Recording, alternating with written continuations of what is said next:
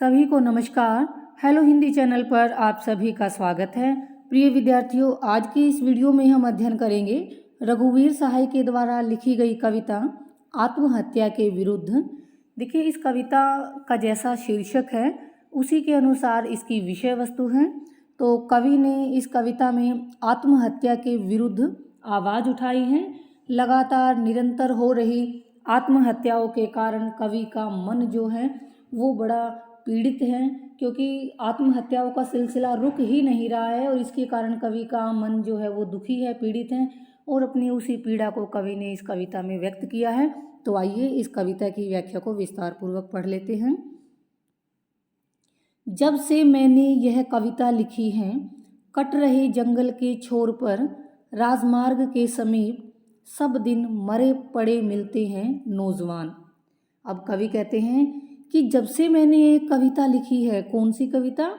आत्महत्या के विरुद्ध, कि आत्महत्या नहीं होनी चाहिए। जब से मैंने इस विषय पर यह कविता लिखी है तब से मैं देख रहा हूँ कि जो जंगल काटे जा रहे हैं उनके किनारों पर राजमार्ग, जो राजमार्ग लगता है, जो सड़क लगती है, उसके समीप प्रत्येक दिन मरे हुए मिलते हैं नौजवान युवा।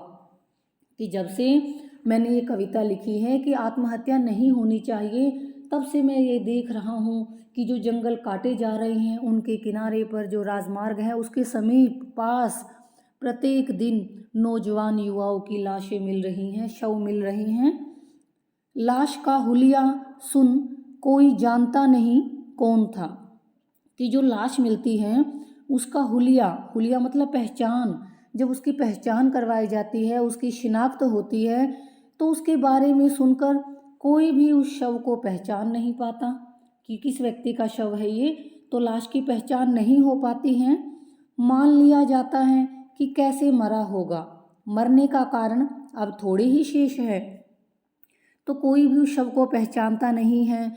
तो सभी लोग जो हैं मान लेते हैं, ऐसा अनुमान लगा लेते हैं कि इसकी मृत्यु कैसे ही हुई होगी। सभी अलग अलग तरह से अनुमान लगा लेते हैं। किसी ने सोचा होगा कि बेरोजगारी के कारण, किसी ने सोचा होगा कि निराश हो गया। तो सबके अपने अपने अलग अंदाजे हैं कि अनुमान लगा लिया जाता है कि इसकी मृत्यु कैसी हुई होगी। इसकी मृत्यु का कारण अब शेष थोड़ा ही है, कि अब पता थोड़ा ही है कि इसकी मृत्यु कैसे हुई होगी। तो इसकी मृत्यु का केवल अनुमान लगा लिया जाता है कि ये कैसे मरा होगा। हुलिया भी संक्षिप्त होता जा रहा है। हुलिया, जो उसकी पहचान है, जो उसकी शिनाख्त है, वो भी अब संक्षिप्त यानी थोड़ी होती जा रही है। क्यों? क्योंकि वो जब उसको कोई पहचान ही नहीं रहा, उसका परिचित ही नहीं है, तो इसका मतलब क्या है कि लोगों की ज़िंदगी का कोई महत्व ही नहीं है। तो इस प्रकार से उसका जो पहचान है वो भी संक्षिप्त होती जा रही है, छोटी होती जा रही है। कोई उसको पहचान ही नहीं पा रहा है। जितने कम कपड़े उतना छोटा हुलिया। देखिए, जितने कम कपड़े, तो यहाँ पर किसका वर्णन है? कम कपड़े यानी गरीबी का प्रतीक है। जो समृद्ध व्यक्ति होगा उसका तन तो अच्छे अच्छे वस्त्रों से ढका होगा, कम कपड़े वो गरीब ही पहन रहा है। तो जितने कम कपड़े कि अर्थात वो गरीब व्यक्ति, इसी कारण उसकी पहचान भी, उसका हुलिया भी उतना ही छोटा, उसकी पहचान भी उतनी छोटी। गरीब है, हर रोज़ कोई ना कोई ऐसे मरता रहता है, कोई गरीब मजदूर मरते रहते हैं, तो कौन, उसकी जान का कोई महत्व ही नहीं, तो कोई भी उसको पहचान ही नहीं पाता। चेहरे पर जाति की छाप मिट रही है और उसके चेहरे पर उसकी जाति की पहचान भी नहीं दिख रही है, क्योंकि चेहरे पर थोड़ा लिखा है कि ये किस जाति का व्यक्ति है, किस जाति का नहीं है। तो जो उसकी जाति की छाप जो है वो भी नहीं मिल रही है, पहचान नहीं पा रहे हैं। गांव के सयाने तो मौत का कारण हताशा बताते हैं। तो अब उस व्यक्ति का हुलिया भी कोई नहीं पहचान पा रहा है, कोई भी उसकी मृत्यु कैसे हुई ऐसा भी अंदाज़ा ही लगाया है। उसकी किसी प्रकार की कोई जातिगत पहचान भी नहीं मिल रही है। तो इस प्रकार जो गांव के सयाने लोग हैं, जो गांव के समझदार लोग हैं, वो कहते हैं कि इसकी मौत का कारण हताशा है, निराशा है, कि जीवन में ये निराश हो गया होगा और उसी निराशा के कारण इसकी मृत्यु हो गई। समवयस्क लेकिन जो उसके समान आयु वाले हैं समवयस्क, उसके जो हम उम्र हैं समवेत स्वर, वो इकट्ठे स्वर में, एक सामूहिक स्वर में अनेक नाम लेते हैं, उसकी मृत्यु के अनेक कारण बताते हैं। उसके जो हम उम्र लोग हैं वो एक सामूहिक, एक ऊंची आवाज़ में, एक स्वर में उसकी मृत्यु के अनेक कारण बताते हैं, पर उसका नाम है हत्या।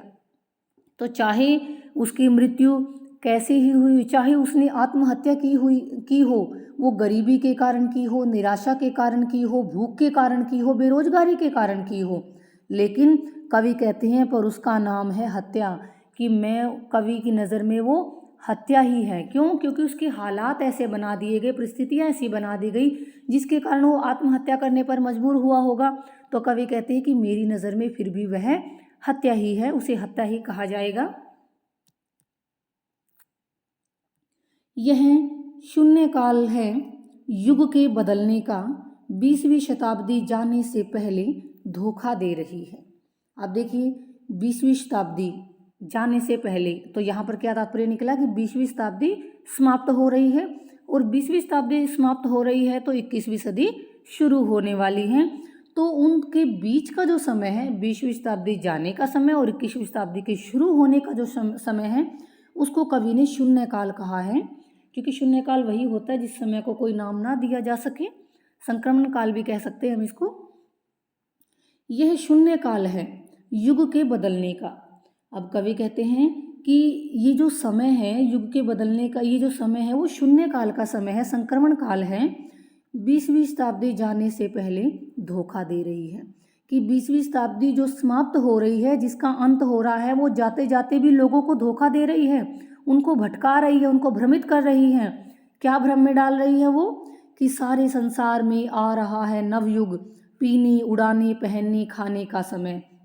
वो सभी लोगों को ये बहका रही है कि अब संसार में नवयुग, एक नया युग आने वाला है। पीने उड़ाने पहनने खाने पीने का मतलब है यहाँ पर कि मौज मस्ती का समय आने वाला है। तो वो लोगों को ऐसे धोखे में डाल रही है, भ्रमित कर रही है कि अब खाने पीने का, मौज मस्ती करने का युग होगा, एक नया युग आ रहा है। खाने पीने वाले खुद उसे धोखा समझते हैं, कि जो लोग ये समझ लेते हैं कि अब मौज मस्ती का युग होगा, कि थोड़े समय के बाद उनको खुद समझ आ जाता है कि ये मौज मस्ती का नहीं बल्कि वो धोखा ही था। तो वो उस धोखा ही समझने लग जाते हैं, वो लोग भी उसको धोखा ही समझते हैं।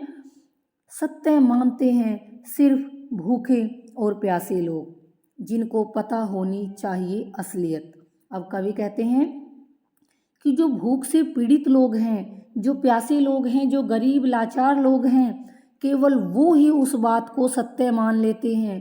वो उसके बहकावे में आ जाते हैं कि वो कह रहे हैं कि नवयुग आ रहा है, तो वो भी खुश हो जाते हैं, और भूखे और प्यासे लोग जो हैं वो उनकी कही हुई बात को सत्य मान लेते हैं, जिनको पता होनी चाहिए असलियत। लेकिन कवि कहता है कि उन लोगों को असलियत, वास्तविकता का, सच्चाई का, यथार्थ का पता होना चाहिए कि ये सच नहीं है। उनकी जैसी स्थिति 20वीं सदी के अंत में थी तो उनकी स्थिति वैसी की वैसी ही रहने वाली है। क्यों? क्योंकि शोषण जो है वो कम हो ही नहीं रहा है। वर्तमान जो शासन व्यवस्था है वो लोगों की सुख सुविधाओं के बारे में सोच ही नहीं रही है। तो गरीब जो है वो गरीब ही है, चाहे वो 20वीं सदी के अंत में हो या फिर 21वीं सदी के आरंभ में हो, तो उनको उनकी यथार्थ का पता होना चाहिए। आगे देखिए, यह युग है जिसका अंत हमें दिखता है, पर अगले युग का आरंभ नहीं जानते। अब कवि कहते हैं कि ये जो युग है, जो 20वीं शताब्दी का अंत है, 20वीं शताब्दी है, इसका अंत तो हमें दिखाई देता है, क्योंकि ये तो हमने जिया है, तो हमें पता है कि इसका अंत कैसे हुआ, इस समय में परिस्थितियाँ कैसी थी, विपरीत परिस्थितियाँ थी, अनुकूल थी, जो भी थी उन सब का हमें पता है। पर अगला युग जो शुरू होगा, जो 21वीं सदी का आरंभ होगा, वो कैसा होगा ये हम नहीं जानते हैं। मनहूस शून्य के अथाह में पाँव नहीं टिकते हैं। अब वो शून्य मैं आपको बता ही चुकी हूँ कि 20वीं शताब्दी के अंत का समय और 21वीं शताब्दी के शुरुआत का समय, उसको शून्य काल कहा गया है, संक्रमण काल कहा गया है। तो वो शून्य काल कैसा है? मनहूस है, अशुभ है, अथाह वो इतना गहरा है जिसकी थाह न मिले, यानी अथाह गहरा। पाँव नहीं टिकते हैं, तो उस गहराई में मनुष्य के पैर नहीं रुक रहे हैं, अर्थात उनके जीवन का संतुलन नहीं बन रहा है।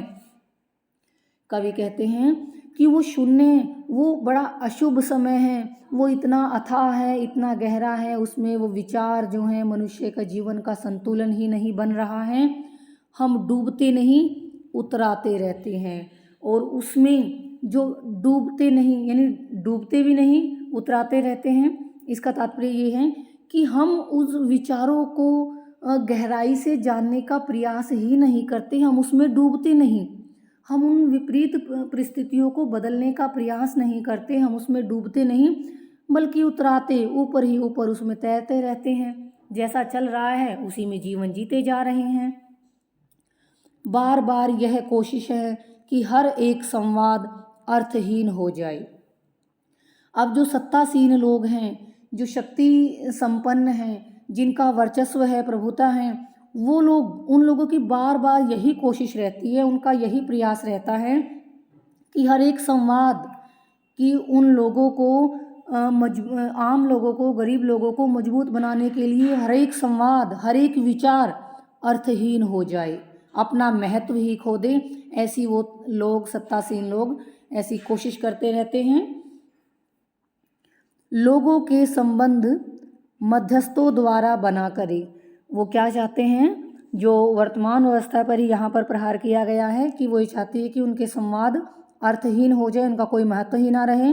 वो चाहते हैं लोगों के जो बीच संबंध बने, शासन के बीच में यानी प्रशासन के बीच में और जनता के बीच में जो संबंध कायम हो, उनके बीच में जो रिश्ता कायम हो, वो किसके द्वारा बने, मध्यस्थों के द्वारा। मध्यस्थ कौन होते हैं, बिचौलिए।